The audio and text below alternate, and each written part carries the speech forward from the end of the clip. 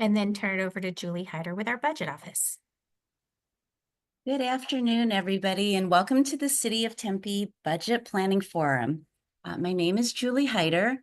I am the Interim Municipal Budget Director for the city, and joining me today is Lisette Camacho, Deputy City Manager, and Wydell Holmes, Strategic Management and Innovation Director.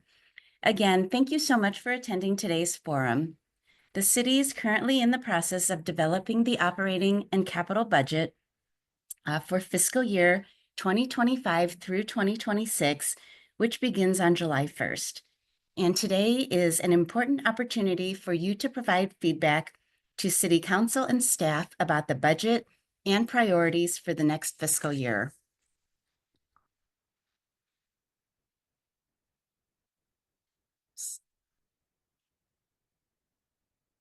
In today's presentation, we'll provide an overview of the city's budgeting process, the differences between operating and capital budgets, how resources are allocated, and utilizing community input.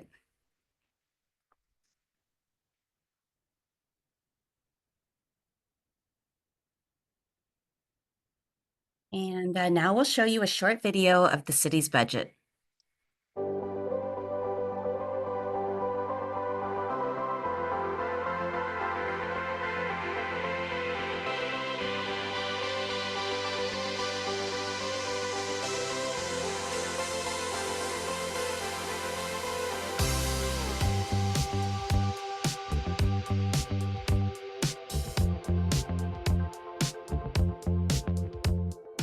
The city of Tempe is a vibrant, energetic, and forward-thinking place, attracting millions of people who live, work, play, and learn here. What we do in Tempe is different than in any other city, but none of it is possible without a balanced budget that reflects Tempe's diverse community. A city budget provides a blueprint for how your tax dollars are going to be spent. It shows how much revenue the city is expecting to take in and how much money is expected to go out. There are actually two annual budgets, one for operating and one for capital projects. The operating budget is for routine and daily services such as police and fire, keeping the library open, park maintenance, recreation programs, and solid waste collection, to name a few. The capital budget is a plan for large infrastructure projects. It projects the budget over the next 5 years. Some examples of capital projects are Tempe Streetcar, park improvements like playground equipment, new buildings, and bike lane or road improvements. So where does the money come from for all these projects and services? There are a few different sources. One is property taxes collected from Tempe property owners. Another is sales tax, which is collected anytime you make a purchase in Tempe. City revenue also comes from construction projects, federal and state partnerships, as well as service fees. Some city services, including solid waste collections and water utilities, charge user fees to collect revenue.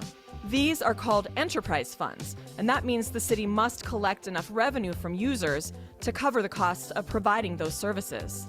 So how does the Tempe City Council decide what projects and services to fund?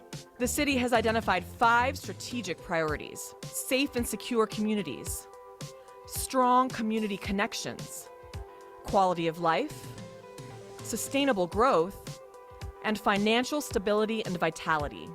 These priorities have several goals attached to them. Every project, every service need is weighed against those goals to help the council make its budget decisions. The city tracks its progress towards these goals with a comprehensive data dashboard that shows all of the work that's being done. And of course, Tempe residents are the most important part of the process. The city collects resident input from online surveys, pop-up events, city council meetings, and public forums. This input helps the council understand how the community wants its money spent. As you can see, there's a lot that goes into the city budget process. But the outcome is worth the effort. A balanced budget that works for everyone in the Tempe community.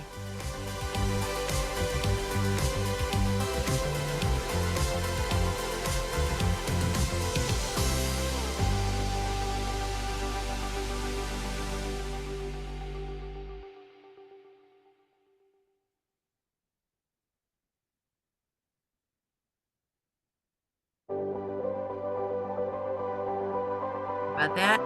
Didn't mean to have everybody watch that again.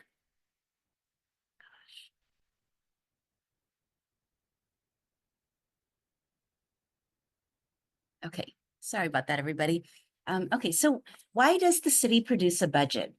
Well, it is not much different than why people have a budget at home for their personal finances. As mentioned in the video, a budget is a plan. Where should money be spent?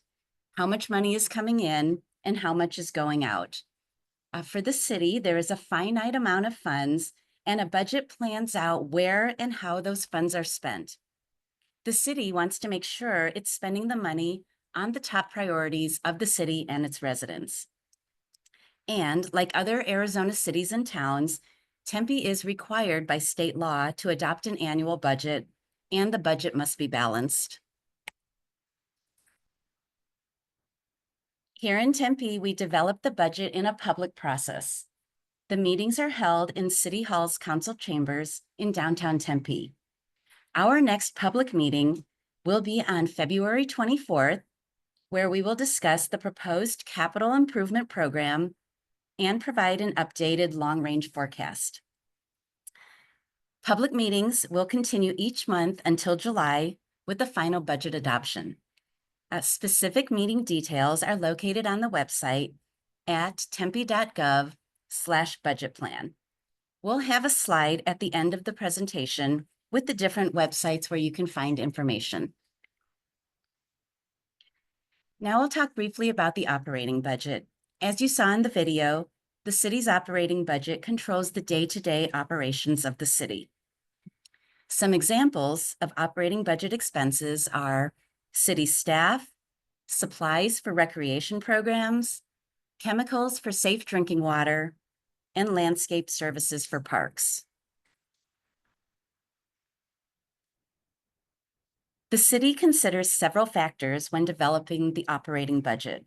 First is the priorities of the residents of Tempe and of our city council. The annual budget process is aligned to adopted council priorities and tied to performance measures. We allocate resources to the most important needs and priorities of the community, and Wydell will cover the council priorities and performance measures a little bit later in the presentation. Next, we evaluate operational needs to ensure that there is enough funding to maintain existing service levels and to increase funding for areas that are priorities. We monitor economic trends and indicators to ensure that city revenues are sustainable and make sound financial decisions. And finally, we monitor legislation at the state and federal level to evaluate potential impact from reduction in city revenues or any unfunded mandates.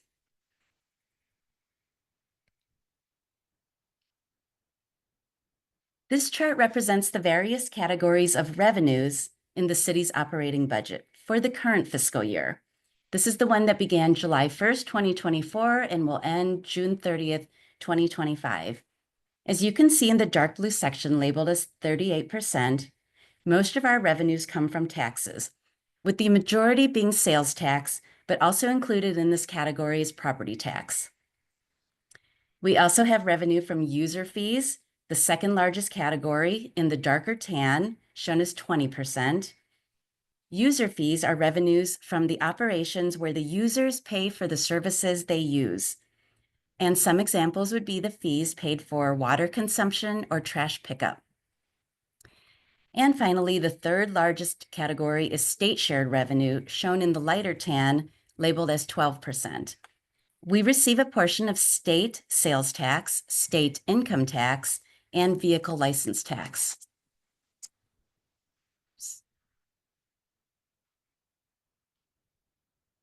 This slide, I'm sorry, is my screen flashing for you, for everybody? Okay, just mine then, excuse me. This next slide is the current year operating budget for expenditures. The total budget is $812 million. Largest component in the dark blue at 37% is personnel cost. This will cover salaries and benefits for staff, including police officers, firefighters, park rangers, library staff, etc. The next largest category at 25% is supplies and services, and some examples are electricity and fuel. And the third largest is 12% debt service. Debt service is the category that holds the funds used to repay bonds that we issue to fund capital projects.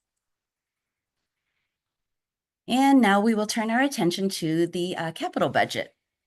The capital budget is for large projects to maintain the city's existing infrastructure, such as fire stations, streets, parks, and water lines. Capital projects also include the building of new facilities, such as the recently completed Clark Park Pool and Recreation Center, as well as the streetscape project currently in progress along Mill Avenue.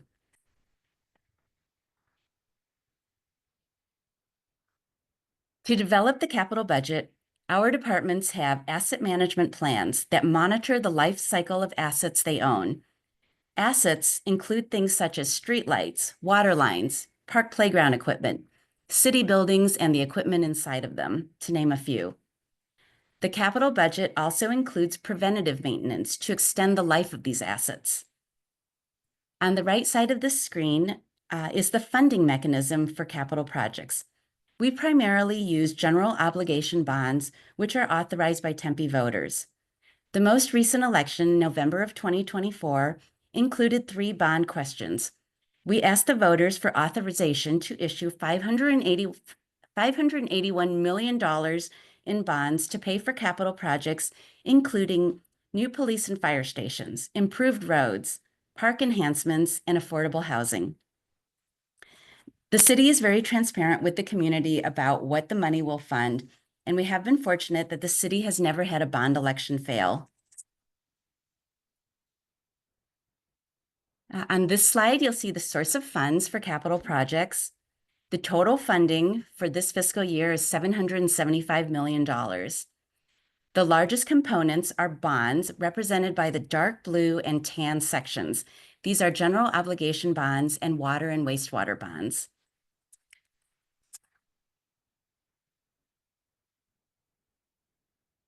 And this slide shows CIP budget expenditures by category of project. The largest component in green, 48%, is what we call general purpose, and it covers the categories of parks, police, fire stations, and city buildings. The second largest, at 31%, is the enterprise category, which is primarily made up of water and wastewater projects. And then finally, this is a summary of the total city's current fiscal year budget, including both operating and capital. Everything below the top line, the capital projects line, are the categories that comprise the operating budget. So everything I just discussed is available in a user-friendly document called the Budget in Brief that explains the city's operating and capital budget. This and other information is available on the Tempe Budget website. So now I'm going to talk a little bit about the fund structure that the city operates under, and I'll go clockwise, starting with special revenue funds in the top left. So special revenue funds are legally restricted and can only be used for specific purposes. 2 examples of the city's special revenue funds are the Arts and Culture Fund and the Transit Fund. Both of these funds have a dedicated sales tax approved by the voters, and revenue from the sales tax can only be used for operations in those funds. Moving on to the general fund, or the governmental funds, this is the largest operating fund for the city. It includes police operations, parks and recreation, fire operations, historic preservation, and others. Moving on to the capital projects and debt service fund, all expenditures for the capital projects occur in the capital projects fund. And then the debt service fund is where we repay the debt for the bonds issued to fund those capital projects. And finally, the enterprise funds, as we have talked about before, such as water and wastewater, these funds operate much like a business where the users, the customers, pay fees for the service, and those fees have to cover all of the operations being provided as well as capital projects. And now I will turn over the presentation to Lisette for the next several slides. Good afternoon, everyone. As Julie said, I'm Lisette Camacho, Deputy City Manager and CFO for the City of Tempe. I have a few financial information slides I'm going to share with all of you, and also I'll cover the community engagement and outreach we do to solicit public involvement in our budget process. Tempe prepares two long-range forecasts during the fiscal year, one in November and one in February. The forecast is a long-term approach to budgeting. We look and plan for 5 years. And what we really wanted to do is to ensure that we have sufficient income to cover all our expenses, and also ensuring that we have savings for any unforeseen circumstances. The information you're seeing on this slide is the forecast that was presented to the mayor and council back in November. This is only for the general fund. And I'll start with the information in the bottom half of this slide. Also wanted to note that the numbers you're seeing on this slide are expressed in thousands. So you'll have to add 3 zeros to the end of each of the numbers. So for example, beginning with fiscal year 22-23, the actual revenues are $295.9 million for that year. The current fiscal year is fiscal year 2024-25. So that's the third column that you see. And also wanted to point out that you have a line for revenues, expenditures, and then right below that is the estimated surplus and deficit. In fiscal year 2025, there is a planned drawdown of fund balance of about $5 million. What that means is that we're utilizing our fund balance, which you see at the bottom of this slide, the $115 million, to pay for one-time capital improvement projects. The city's policy for the unassigned fund balance is between 20% to 35% of revenues. And you see that in the top chart to the right of this slide. So as you can see, in fiscal year 24 and 25 through 26, our fund balance is above our targets. So they're ranging from 43% and then 37%. So the planned drawdown of fund balance is really bringing down our savings account or our fund balance within that policy target of 20 to 35%. To the left, the chart that you're seeing, the red line are the expenditures and the blue line are your revenues. And again, you're seeing expenditures higher than revenues because we are drawing down our fund balance to align it back to policy. And I'm also going to cover the loss of residential rental 2 slides from now. So that is something that the legislators approved and took effect last month. And then there's revenue loss to the city that we'll go over in the next slide, 2 slides from now. Next slide, please, Julie. As you saw in the first video, the city received state shared revenues from the state of Arizona. Cities and towns are partners with the state in shared revenue program, which passes through funds to cities. Typically, the revenues that are shared with the cities are based on a formula based on the population of the city. As you can see here in the general fund, state shared revenues are the second largest revenue source for the general fund. And the pie chart on the right is a breakout of the state shared revenues that we receive. So we receive state sales tax at $39.9 million, state vehicle license tax at $9.5 million, and state income tax at $28.4 million. About 2 years ago, the state adopted a flat income tax rate of 2.5%.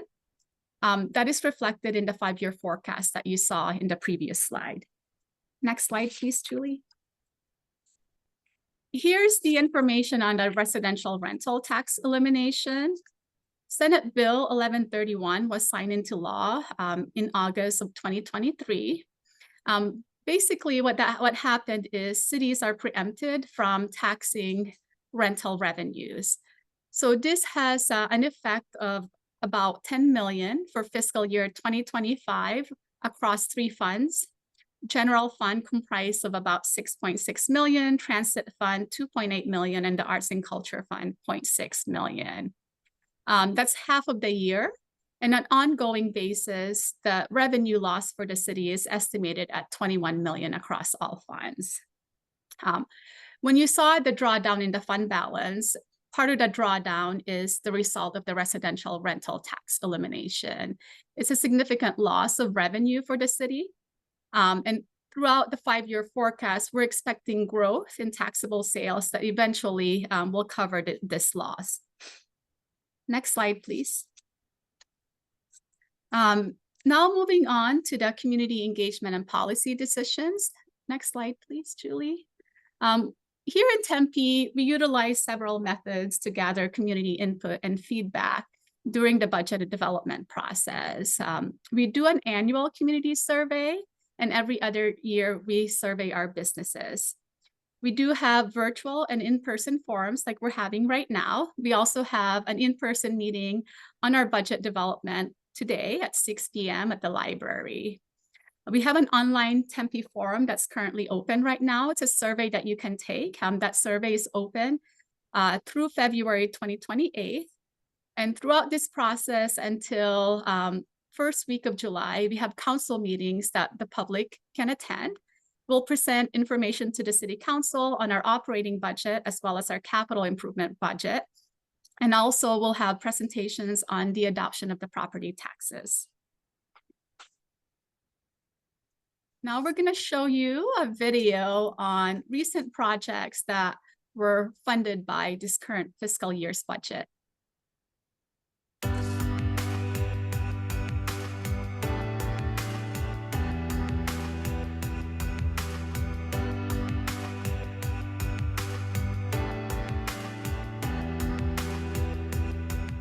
Hi, I'm Mayor Corey Woods. The city of Tempe is an energetic and innovative place, attracting millions of people who live, work, play, and learn here. This is reflected in the programs we offer and the services we provide. They really make a difference to the people in our community and in the quality of life we can offer. But none of it is possible without a budget that reflects funding for those programs and services that are priorities for the community. Every year, one of the most important things my city council colleagues and I do is pass the city's annual operating and capital budgets. But we need your help to do it. This is your budget. Your input and feedback as a resident or as a stakeholder truly matters.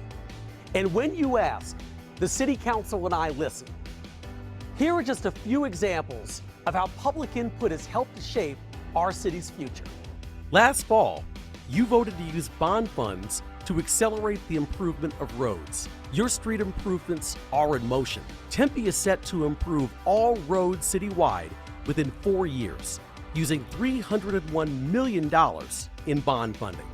Along with pavement improvements, measures to ensure better overall street safety, like street signal visibility improvements, safety corridors, left turn signals, sidewalk improvements, and greater ADA accessibility will be included. Your vote also showed that affordable housing was a top issue for you. Tempe's affordable housing initiative, Hometown for All, is working to accelerate the growth of affordable and workforce housing in Tempe. Through this fiscal year, Tempe has invested $9.4 million in affordable housing. These funds are used to purchase property for the purpose of developing affordable housing, like La Victoria Commons, Food City Plaza, and Apache Central, among others. Your recent vote to use $32 million in bond funding accelerates projects like these, which helps to create an inclusive environment where everyone, regardless of age or circumstances, can find affordable housing options in Tempe. In the last community survey, you told us that crime prevention and feeling safe in your neighborhood are among your highest priorities. Tempe launched a real-time operations center in the summer of 2024 to improve police and city response. This technology connects the hundreds of traffic, park, and facilities cameras in Tempe so that police can easily review footage to determine what happened at traffic accidents, resolve crimes, and tend to infrastructure needs, like graffiti removal or replacing landscaping. Tempe police are also increasing their presence in your neighborhood. The police department is working towards the goal of having a community policing presence at 75% of Tempe neighborhood and homeowners association meetings. Say hi and get to know your community officers. These are just a few examples of how the city budget truly works for you. And now it's our turn to do the asking. We invite you to take part in the budget planning process for the next fiscal year, which begins on July 1st. We want your feedback, And there are plenty of opportunities to get involved. We will host several public meetings this spring where you can provide input. You can also visit tempe.gov/forum and tell us your top priorities for investing in the community. To get information about all of this and the city's budget process, please visit tempe.gov/budgetplan or call Tempe 311. It's your voice that will help build the future of our great city.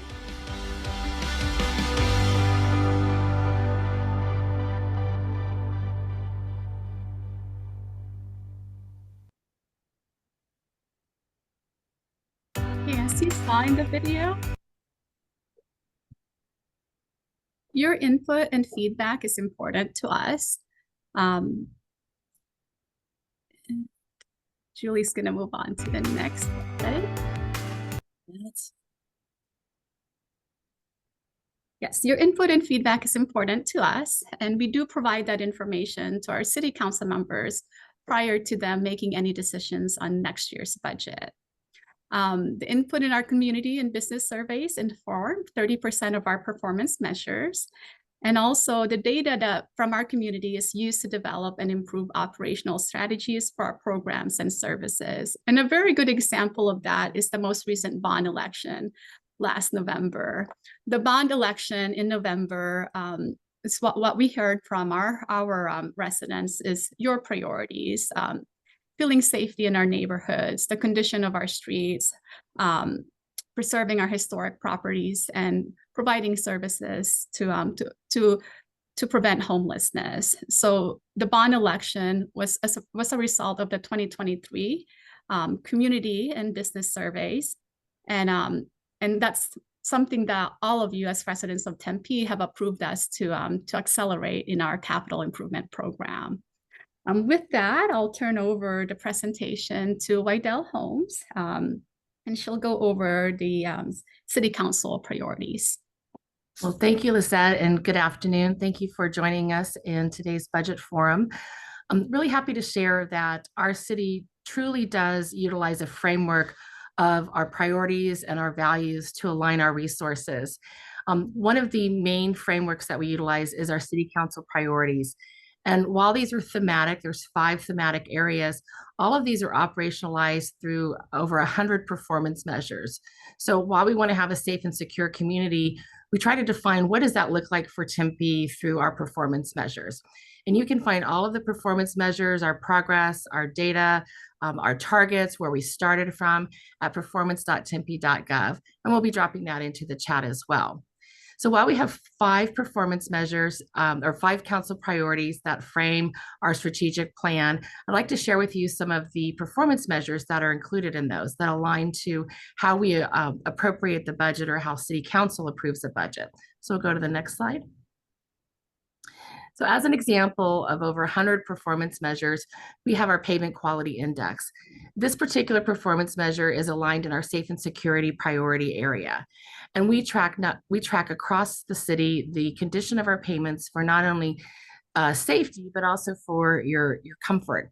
And so the bond that we mentioned earlier that was passed in November 2024 will help us accelerate achievement to that target. So instead of taking 12, 13 years to reach a pavement quality of 70, we're going to actually try to do this in the next 4 years and actually exceed that to about 85% or a score of 85.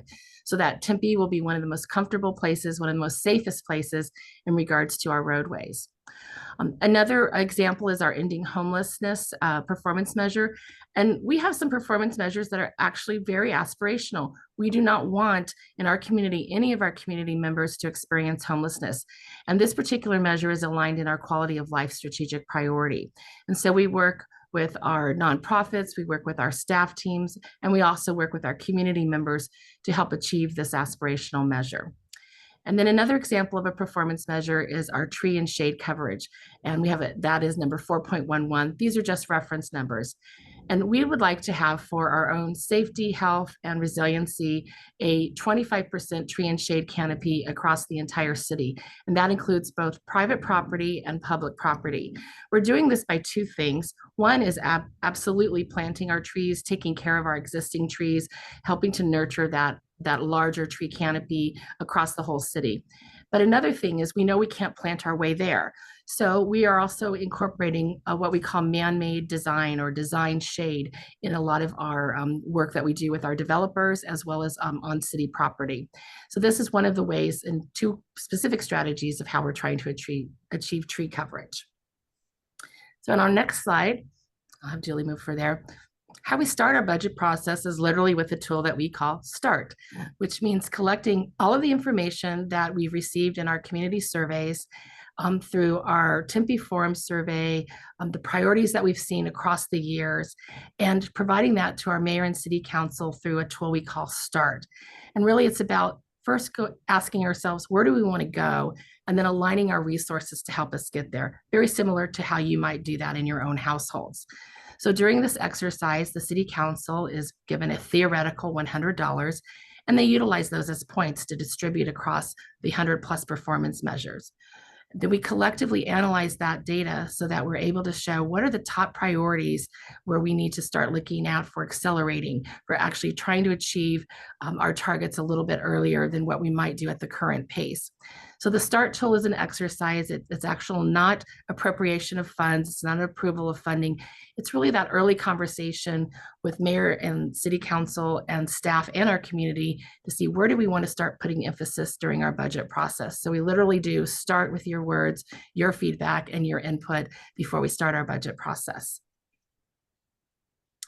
One example within our community survey, and it's an easy way for us as staff and you as community members to see what does the survey say, is our points of emphasis. So in our community survey on the right-hand side, these are areas that based on a relationship between what's important to our community members and their level of satisfaction, we're able to see areas of opportunity. And that's in the lower right-hand quadrant of the matrix. So if we have high areas of importance, but lower satisfaction, those are the elements that you're going to see there. And in the last survey from 2024, it was our condition of streets, economic and business development, as well as our neighborhoods, as well as our traffic safety and Vision Zero. And that is our reduction of fatalities and serious injury accidents in the city. So we utilize the community survey to help inform that START tool. Another example is on our next slide, which is our business survey. And similarly, we ask our businesses what's important and where do you have lower satisfaction? And those are the areas that we put emphasis on during our budget process.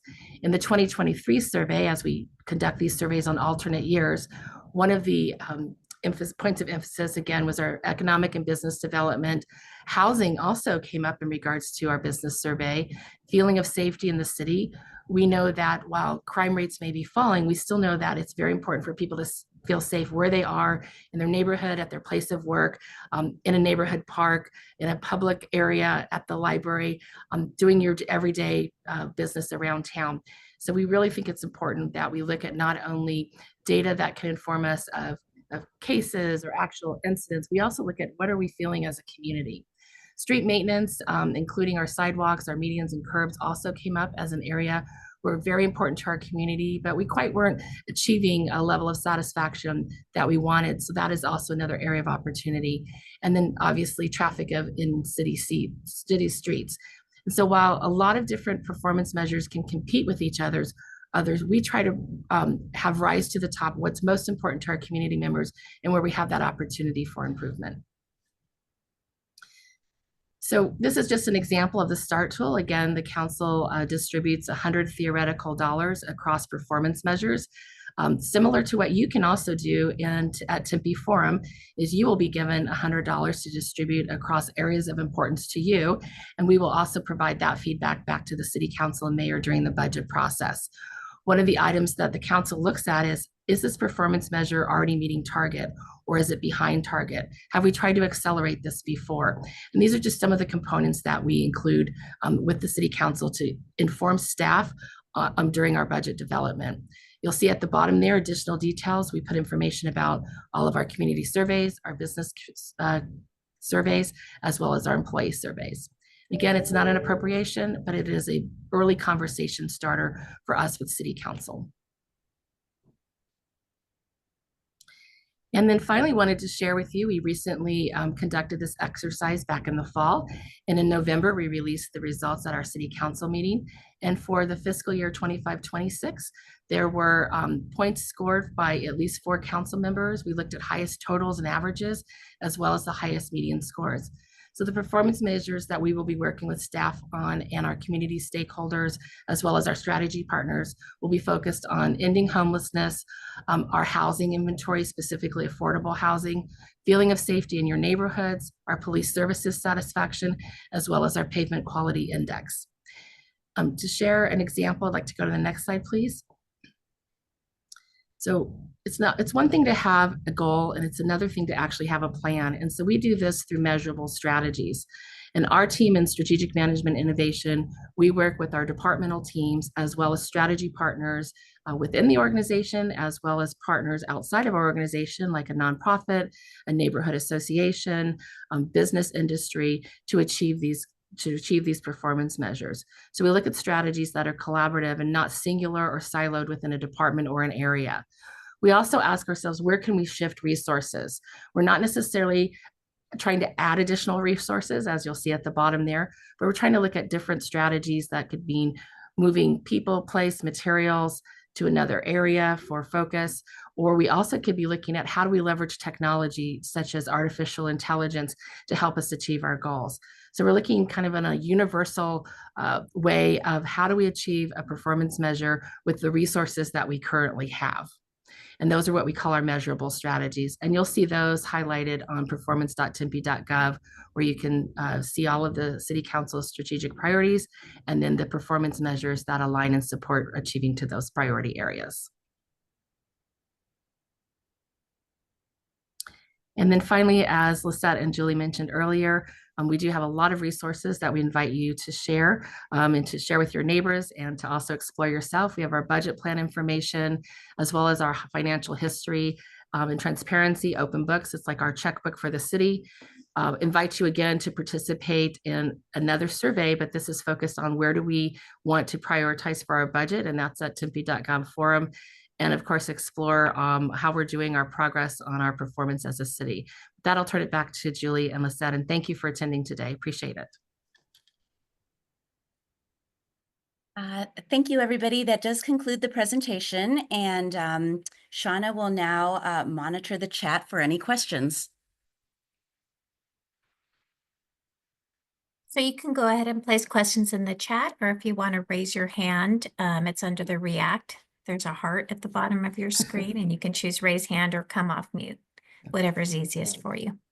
Shauna, it looks like we already have a question in chat that I'm happy to answer, and it regards to the numbers 1.22, 3.28.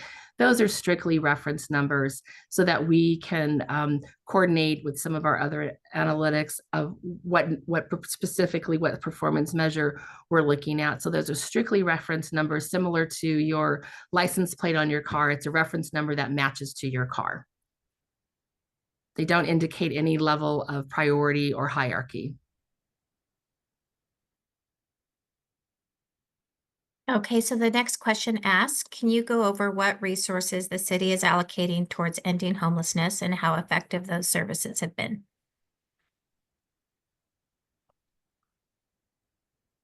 I'll speak a little bit from the strategy area. You'll notice that, and maybe we can move back to the slide, the city of Tempe is making over, an investment in affordable housing. I think Julie said last year it was over $10 million.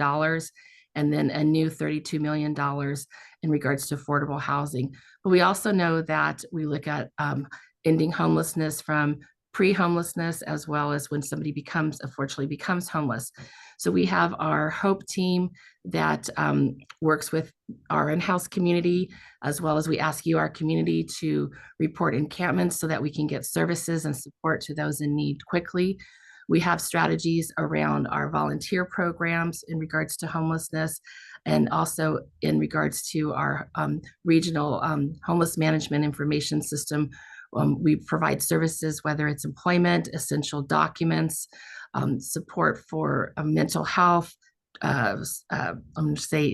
drug abuse, whatever it is that is unique to those who are unhoused, we're trying to customize the strategies for that individual. So we do have a lot of different strategies in our toolbox, and it just depends on what's the best use of those for that individual and the services that they're seeking. One thing that we have seen in regards to the effectiveness of this service, we have seen just last week, we conducted our winter point in time count. And prior to that, we had seen a 30% reduction in our point in time counts between summer and winter of last year. So we're awaiting our new numbers this year for last week's point in time count. So we track that, as well as we also track entries into our homeless management information system. So we try to get a healthy perspective on those who are unhoused, our community members here in Tempe, to really see what the situation is about. And again, this is an aspirational goal, but we really, in Tempe, we have high standards, and we try to be a high performing city. So that's why we chosen a performance measure that is to not have homelessness in our city, to serve those that are in need. And Wydell, I did drop in the chat to the link to the city's website on ending homelessness, where you can also link to the dashboard and all the other resources you've referenced. So thank you, and thank you for your question. yeah. So next question asks, what is the annual operating cost for the Orbit buses? The routes I see most frequently, Mars, Jupiter, Saturn, rarely have any passengers except for students going to and from McClintock High School before and after school.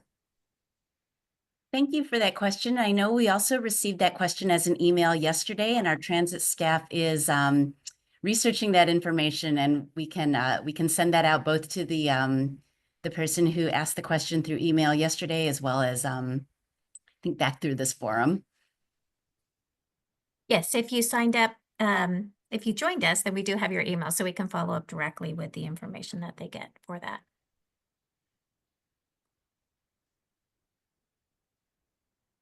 And any other questions?